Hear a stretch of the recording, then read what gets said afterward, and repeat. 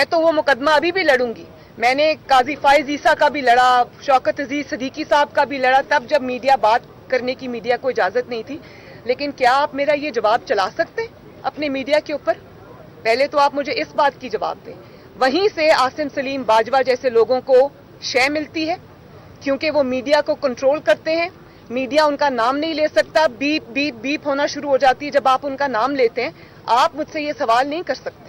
हमने अपनी जान मुश्किल में डालकर उसके सारे कॉन्सिक्वेंसेस बर्दाश्त करके हम आज भी अपनी बात पर कायम हैं, लेकिन आप ये मेरा जवाब नहीं चला सकते। जब आसिम सलीम बाजवा साहब का नाम आएगा तो आप बीप करेंगे उसको। जब तक मीडिया इस चीज पे स्टैंड नहीं लेता, चोर को चोर नहीं कहता, बेगुनाह को बेगुनाह नहीं कहता, चाहे उसका ताल्लुक किसी भी जमात से हो या इदारे से हो, पाकिस्तान में अकाउंटेबिलिटी एक ख्वाब रहेगा। मैडम, एक तो आप कह रही हैं कि महंगाई में बहुत ज़्यादा इजाफा हो गया है, आवाम के लिए जीना मुश्किल हो गया है, लेकिन आप क्या चाहती हैं कि इमरान खान 5 साल पूरे करें और उनको सियासी शहीद ना बनने दिया जाए?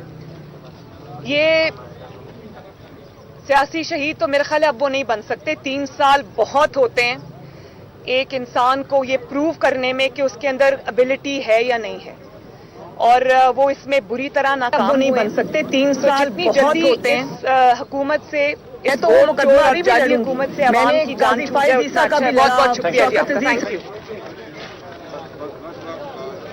सदीकी साहब का भी लड़ा हुकूमत से, ये तो जाली हुकूमत से आवाम की जान छूटे। बहुत बहुत शुक्रिया जी आपका, थैंक यू।